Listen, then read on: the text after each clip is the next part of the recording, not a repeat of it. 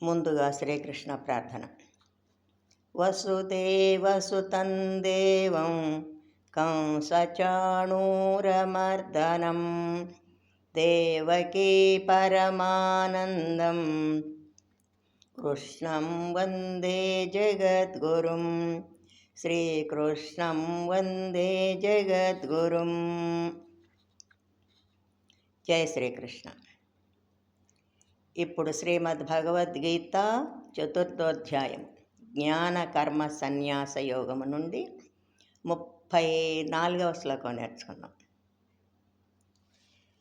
Now we will learn Shrimad Bhagavad Gita chapter 4 Jnana కర్మ సన్యాస యోగ 34వ శ్లోక.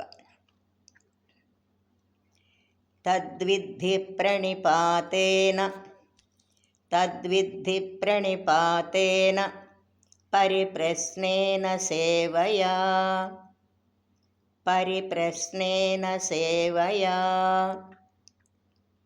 ఉపదేక్ష్యంతి తే జ్ఞానం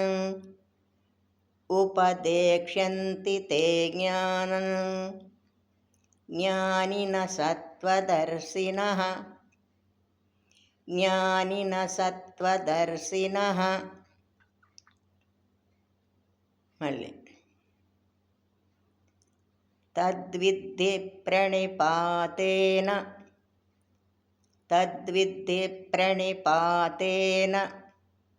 పరిప్రశ్నేన సేవయా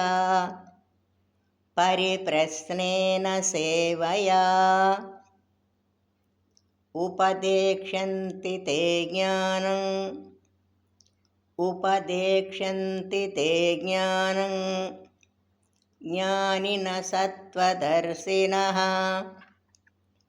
జ్ఞానినః సత్వదర్శినః. Now full line. తద్విద్ధి ప్రణిపాతేన పరిప్రశ్నేన సేవయా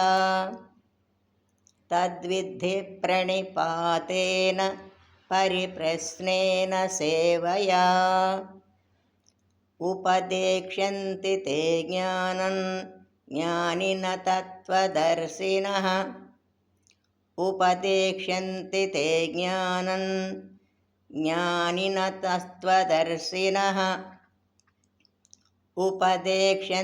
తే జ్ఞానం జ్ఞానినః తత్వదర్శినః. నౌ ఫుల్ శ్లోక. తద్విద్ధి ప్రణిపాతేన పరిప్రశ్నేన సేవయా ఉపదేక్ష్యంతి తే జ్ఞానం జ్ఞానినః సత్వదర్శినః.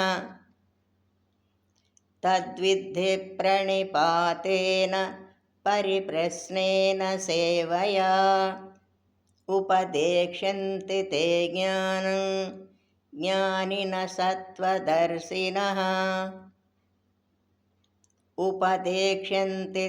జ్ఞానం జ్ఞానినః సత్వదర్శినః.